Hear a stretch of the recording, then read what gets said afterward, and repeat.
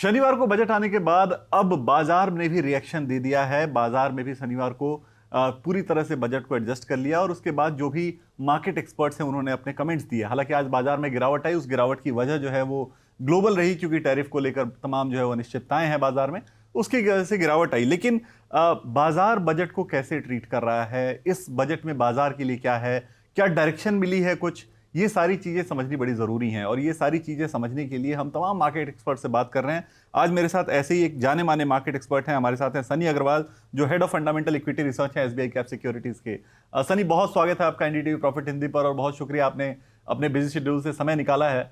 पहला जो मैं आपसे कमेंट लेना चाहता हूं, हम जो सबसे ही पूछ रहे हैं कि बजट उन्हें कैसा लगा, तो एक मार्केट एक्सपर्ट के तौर पर, क्योंकि आपका एक अच्छा खासा अनुभव है, आप रिसर्च करते हैं और आपने रिपोर्ट भी बनाई होगी बजट के ऊपर, तो आपने इस बजट को कैसे एनालाइज किया? Yeah, thanks for having me on the show and it's always pleasure to interact with you. I think मुझे लगता है कि बजट काफी उम्मीद से काफी बेहतर रहा था, क्योंकि ये मुझे लगता है कि काफी सालों के बाद एक ऐसा बजट था कि जहाँ कोई एक्सपेक्टेशन थी नहीं मार्केट को बहुत ज्यादा बजट से। और उसके सामने अगर आप देखेंगे तो बजट ने लगभग सभी जो चेक बॉक्सेस होते हैं वहाँ टिक किया है। अगर मैं कंज्यूमर की बात करूँ तो कंजम्पशन को बूस्ट देने के लिए मुझे लगता है कि बजट में काफी सारे इंसेंटिव दिए गए हैं। अगर मैं स्टार्टअप और एमएसएमई की बात करूं तो उन्हें भी कहीं ना कहीं बूस्टर मिला है। और अगर मैं केपेक्स की बात करूं, हालांकि बहुत लोगों का ये मानना है कि केपेक्स का आंकड़ा बढ़कर नहीं आया है, बट मुझे लगता है कि काफी अच्छा नंबर है, लाइफ हाई नंबर है। और इसकी भी एक सीमा होगी कि गवर्नमेंट हर साल 20-25% से अपना केपेक्स नंबर नहीं बढ़ा सकता है। तो आई थिंक जो 3.5 लाख करोड़ का नंबर होता था FY20 में, आज जो बढ़कर के 11.5 लाख करोड़ हो गया है। तो मुझे लगता है कि again tick mark as far as the capex on capex number is concerned। और जो विदिन capex अगर आप डीप डाइव करेंगे तो जो बड़े सेक्टर हैं जैसे रोड, इंफ्रा, रेलवे, डिफेंस, वहाँ कहीं भी कटौती नहीं है, हालांकि नंबर फ्लैट है। But even that number is huge for enough to for corporate India to drive the earning growth. I think I would like to rate 10 out of 10 as far as this budget is concerned। बिल्कुल। अच्छा, आज की जो गिरावट है, आज हम सोमवार को जब बात कर रहे हैं, तो आज की जो गिरावट है वो हालांकि ग्लोबल रीजन्स की वजह से है। लेकिन क्या लगता है कि अब मार्केट जो है वो, क्या जब ये टैरिफ वाली टेंशन थोड़ी सी कम होगी, क्लियरेंस वहां पे आएगी, तो क्या मार्केट बजट को लेकर आगे बढ़ेगा? कंजम्पशन के शेयर पहले ही तेजी दिखा चुके हैं। मार्केट का डायरेक्शन आपको किधर की तरफ दिखता है? आई थिंक अगर मैं इक्विटी मार्केट के पर्सपेक्टिव से बात करूं तो मुझे लगता है कि बजट अब जो है it will become a history. और आगे जाके जो मेन फोकस एरिया रहेगा ऑब्वियसली जो ट्रम्प ट्रेड है, ट्रम्प टैरिफ है, वो रहेगा, क्योंकि काफी बड़ा मुद्दा है ये। इसके चलते ग्लोबल सप्लाई चेन जो है वो कहीं ना कहीं डिस्टर्ब होते नजर आएगी, क्योंकि इन दिस इंटरकनेक्टेड वर्ल्ड मुझे नहीं लगता है कि अगर आप कोई कंट्री पे टैरिफ लगा रहे हो तो कोई दूसरी कंट्री उसमें बच जाएगी। I think direct indirect impact सभी को होता है।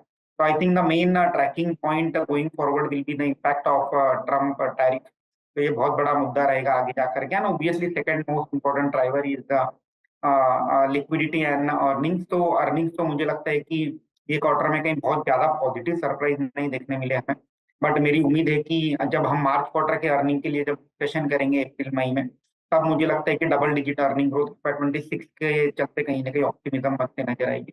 And last but not the least, markets are driven by the liquidity. तो जिस तरह से ट्रम्प टैरिफ के कारण रुपी नया लो बना रहा है, तो एक kind of flight of capital हम देख रहे हैं। फॉरेन इंस्टीट्यूशनल इन्वेस्टर कहीं ना कहीं बहुत एग्रेसिवली सेलिंग कर रहे हैं, तो इसे रोकना काफी जरूरी रहेगा। तो आई थिंक ये दो तीन बड़े अहम मुद्दे रहेंगे जो आगे जाके ट्रेड इनको कीनली ट्रैक करें। बिल्कुल। जो ट्रंप की हम बात कर रहे हैं, सो अगर ट्रंप टैरिफ लगा रहे हैं तो क्या मुझे ऐसा लग रहा है, जैसा मैं समझ पा रहा हूँ, ऐसा हो जाएगा क्या कि फेड के लिए अब रेट कट करना और मुश्किल हो जाएगा, क्योंकि महंगाई बढ़ेगी ऑफकोर्स अमेरिका में, तो फेड रेट कट नहीं करेगा, और फेड रेट कट नहीं करेगा तो क्या एफआई फ्लोज ऐसे ही कंटिन्यू रहेंगे? आप इस पर क्या थॉट रखते हैं, इस पूरे मामले पर? आई थिंक इसमें कोई दो राय नहीं है कि जब आप इंपोर्ट ड्यूटी बढ़ाते हैं तो डेफिनेटली इन्फ्लेशन भी इंपोर्ट करते हैं, तो ऑब्वियसली इन्फ्लेशन बढ़ने की आशंका है। बट एक पॉजिटिव मुझे अगर इसमें ढूंढना होगा तो जब ट्रम्प साहब का ने वचन लिया था, जब प्रेसिडेंट अज्यूम करी थी, उस दिन डे 1 पे कहा था कि एनर्जी को लेकर वो काफी फोकस रहेंगे और they will try to boost the production of crude oil. और जो क्रूड ऑयल है उसके दामों में कटौती करने की कोशिश करेंगे, इधर बाय इंक्रीजिंग द प्रोडक्शन। और जो बाकी जो क्रूड प्रोड्यूसिंग नेशन है उन्हें रिक्वेस्ट करेंगे कि क्रूड के दाम घटाएं। अगर ये स्टेप लिया जाता है तो मुझे लगता है कि कहीं ना कहीं जो इन्फ्लेशनरी एनवायरनमेंट की बात हो रही है उसमें टू सम एक्सटेंट वहां कहीं ना कहीं डिफ्लेशन या काइंड ऑफ उसे पार्शियली ऑफसेट करने का एक मौका रहेगा अगर हम क्रूड ऑयल के दाम नीचे ला पाते हैं तो अगेन देखना होगा आगे जाकर क्या होगा। बट डेफिनेटली अगर आप रेट कट की बात कर रहे हैं तो ऑलरेडी यूएस फेड ने ये कहा है कि चार रेट कट की बजाय 2025 में हम 2 रेट कट देखेंगे। और जो स्ट्रीट का भी ये मानना है कि जो पहला रेट कट रहेगा मे भी जून के बाद ही आएगा। तो मुझे नहीं लगता कि अगले 4 से 5 महीने कोई रेट कट की कोई उम्मीद भी स्ट्रीट ने बना रखी। बिल्कुल। अब दो सेक्टर्स को डिस्कस करते हैं। पहला एक सेक्टर कंजम्पशन का, जो बजट आने के साथ ही बहुत तेजी से भागा। उस पर आप क्या नज़रिया अपना रखते हैं? क्या कंजम्पशन के शेयर अब अट्रैक्टिव हो चुके हैं और खपत चूंकि बढ़ेगी, लोगों के पास डिस्पोजेबल इनकम ज़्यादा आएगी, तो वो खपत काफ़ी अच्छी होगी और अगले क्वार्टर्स उनके लिए शायद बेहतर हो सकते हैं। तो वो क्या आप उसके ऊपर क्या व्यू रखते हैं? और दूसरा, मैं आईटी सेक्टर पर आपका व्यू जानना चाहता हूं कि आज जब सारे बाजार के सारे इंडाइसेस गिरे हुए हैं तो उसमें आईटी सेक्टर काफ़ी पॉजिटिव है। तो ये ऐसा क्यों हो रहा है?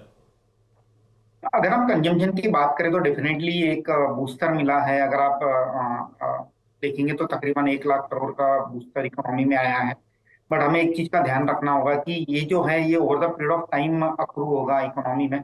क्योंकि जो सैलरीड एम्प्लॉय है या जो भी टैक्स फाइलर है उन्हें ऑन मंथली बेसिस जो भी बेनिफिट है 5,000 से 10,000 रुपए पर मंथ का बेनिफिट है वो ग्रेजुअली अक्रू होगा। और अकॉर्डिंगली स्पेंडिंग जो है वो उसके चलते इधर स्पेंडिंग या सेविंग्स आप जो भी कहो, या तीसरा है balance sheet deleverage individual household की, ये तीनों फैक्टर कहीं ना कहीं प्ले आउट होते ग्रेजुअली नजर आएंगे। तो इसका जो पॉजिटिव इम्पैक्ट है मुझे लगता है कि जून और सितंबर क्वार्टर में हमें ज्यादा देखने मिलेगा। तो ये गलत होगा कि जो मार्च क्वार्टर है वहीं से हमें कहीं ना कहीं इसमें स्पेंड इंक्रीज इन स्पेंड देखने मिले। बट डेफिनेटली जो स्मॉल टिकट आइटम है जैसे two wheeler, jewellery, consumer durable, QSR, तो ये कुछ चीजें हैं जहाँ ये कुछ छोटे सब सेक्टर है जहाँ हमें लगता है कि डेफिनेटली कहीं ना कहीं एक वॉल्यूम ग्रोथ जो है बेहतर होते नजर आएगी। And then rural focus consumer staple companies जैसे Dabur, to some extent tractor companies like Mahindra and Mahindra. तो ओवरऑल कंजम्पशन स्पेस स्पेशली जो लो टिकट साइज है वो काफी पॉजिटिव नजर आ रही है अगले 6 से 12 महीने के लिए।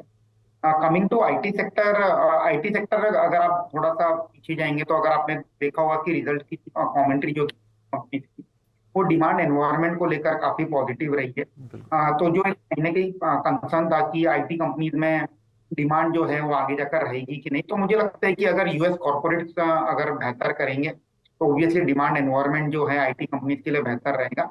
और अगर मैं अर्निंग के पर्सपेक्टिव से बात करूं तो जहां हमने low single digit kind of earning growth FY 25 में देखी है, on that low base on in FY 26 एक high single digit to low double digit kind of earning growth IT sector से आ सकती है। विद इन आईटी सेक्टर कुछ चुनिंदा कंपनीज हैं जो मुझे लगता है कि रिलेटिवली बेहतर करेगी। केस इन पॉइंट जैसे परसिस्टेंट, कोकोर, फर्स्टसोर्स लिमिटेड, जहां कंपनी ने काफी अच्छी ग्रोथ गाइडेंस भी दी है अगले 3 से 5 साल के हॉराइजन के लिए। तो मुझे लगता है कि जो कंपनीज ने बेहतर ग्रोथ गाइडेंस दिए, mid mid mid tin growth का गाइडेंस दिया है, वो कंपनी में थोड़ा बेहतर कंस्ट्रक्टिव व्यू रहेगा। और एक कारण आज आईटी का चलने का ये रहा है कि रुपी लाइफ टाइम लो पर चल रहा है। तो obviously to some extent margin benefit in short term देखने मिलेगा। बट मुझे लगता है कि जो मार्जिन बेनिफिट है अल्टीमेटली जो क्लाइंट है will try to squeeze that out. तो जो मार्जिन का जो बेनिफिट है हार्डली 1 या 2 क्वार्टर में देखने मिलेगा। Post that margin will shift back for normalise. बिल्कुल, बिल्कुल। दो सेक्टर्स हमने डिस्कस किए, लेकिन आपने जब अपनी बजट की रिपोर्ट बनाई होगी तो निश्चित तौर पे आपने कुछ और सेक्टर भी चुने होंगे कि अब आगे जाते हुए अगले 12 महीने के लिए या अगले 8 महीने के लिए बाजार में कौन से ऐसे सेक्टर्स हैं जिनमें ज़्यादा फोकस इन्वेस्टर्स को करना चाहिए। या अगर आपने कुछ शेयर भी निकाले हों तो दर्शकों के लिए ये एकदम सोने पे सुहागा हो जाएगा कि आप क्या एडवाइस करेंगे अब दर्शकों को, जो इन्वेस्टर्स हैं, ट्रेडर्स नहीं, जो इन्वेस्टर्स हैं, उनको आप क्या एडवाइस करेंगे कंजम्पशन के अलावा और कौन से सेक्टर्स, कौन से शेयर्स? तो विकास, हमने बेसिकली हमारी रिपोर्ट में 5 स्टॉक रिकमेंड किए हैं मीडियम टू लॉन्ग टर्म के इन्वेस्टमेंट हॉराइजन से। मैं लिंक दोहरा देता हूँ बट एक डिस्क्लेमर रहेगा कि ये ऑलरेडी जो शेयर हैं हमने एसबीआई सिक्योरिटीज के क्लाइंट्स को रिकमेंड किए हैं और उनकी पोजीशन इसमें डेफिनेटली हो सकती है ये सब शेयर में। तो पहला हमने पिक किया है ITC limited with price target of 530। इसे चूज करने का कारण ये रहा है कि अगर आप देखेंगे टोबैको सेक्टर में कोई टैक्सेस में चेंज नहीं आया है और हमें लगता है कि ये क्लियर इंडिकेशन है गवर्नमेंट की, और वो जो टैक्सेस की जो स्टेबिलिटी है वो बरकरार रखना चाहते हैं। तो again that will help in shift in market from unorganise to organise side. At the same time ITC का जो अदर एफएमसीजी बिजनेस है वहां हमें लगता है कि बिकॉज ऑफ दिस कंजम्पशन कहीं ना कहीं एक ट्रैक्शन मिलेगा, वॉल्यूम ग्रोथ आते रहेगा। तो आईटीसी पहली रिकमेंडेशन रहेगी हमारी। दूसरी, कंज्यूमर फाइनेंस की सबसे बड़ी कंपनी जो है बजाज फाइनेंस, ये हमने रिकमेंड किया हुआ है। यहाँ हमारा प्राइस टारगेट है 9,073 रुपीज का। तो हमें लगता है कि ये क्वार्टर में नतीजे भी काफी बेहतर आए थे, और कंपनी ने जो अपनी जो रणनीति पेश करी है अगले 5 साल के ग्रोथ की, 23 से 25% के दर से ग्रो होने की, तो मुझे लगता है कि सीट को काफी पसंद आए। तो बजाज फाइनेंस हमारा सेकंड पिक रहेगा। तीसरा पिक रहेगा InterGlobe aviation, basically Indigo. Again हमें लगता है कि जो क्वार्टर 3 के जो नतीजे आए थे थोड़े से वीक थे, but again looking at the way growth outlook is panning out for entire airline industry, और इंडिगो इंडिगो जिस तरह से मार्केट लीडर है, हमने यहाँ 50 to 100 के प्राइस टारगेट में हमारे क्लाइंट को किया है। चौथा स्टॉक हमने होटल सेक्टर से इंडियन होटल कंपनी को चूज किया। Again very good set of number आज कंपनी ने रिपोर्ट करे थे क्वार्टर 3 में, तो यहाँ 905 का टारगेट रिकमेंड किया हुआ है। और लास्ट स्टॉक हमने रियल एस्टेट सेक्टर से चूज किया था, वो था ब्रिगेड एंटरप्राइज। काफी शानदार नतीजे कंपनी ने डिक्लेयर करे थे क्वार्टर 3, और इसी के चलते हमें लगता है कि जो सिटी सेक्टर से एक रियल एस्टेट प्ले भी होना चाहिए। तो brigade enterprise which is predominantly Bangalore focus company, उसे हमने चूज किया है विद प्राइस टारगेट ऑफ 1335। बिल्कुल। सो मैं समझता हूँ कि बजट के लिए इससे शानदार कन्वर्सेशन हो नहीं सकती कि बजट की एनालिसिस भी हो गई, क्या इम्पैक्ट होगा, क्या मार्केट रिएक्ट करेगा, आगे जाके मार्केट कैसे होगा, उसके साथ साथ आपने कवर किया कि ग्लोबल अनसर्टेनिटीज़ में हमें क्या करना चाहिए, टैरिफ का क्या इम्पैक्ट होगा। सनी, बहुत शुक्रिया, आज आपने ये सारी चीज़ें क्लियर कर दी और दर्शकों को 5 वो शेयर भी बता दिए जो उन्हें बजट के बाद देखने चाहिए। और डिस्क्लेमर भी है कि आप अपने फाइनेंशियल एडवाइजर से एक बार सलाह मशविरा ज़रूर करें और उसके बाद ही निवेश करें। बहुत शुक्रिया सनी, आज समय निकालने के लिए और एनडीटीवी प्रॉफिट हिंदी से बात करने के लिए।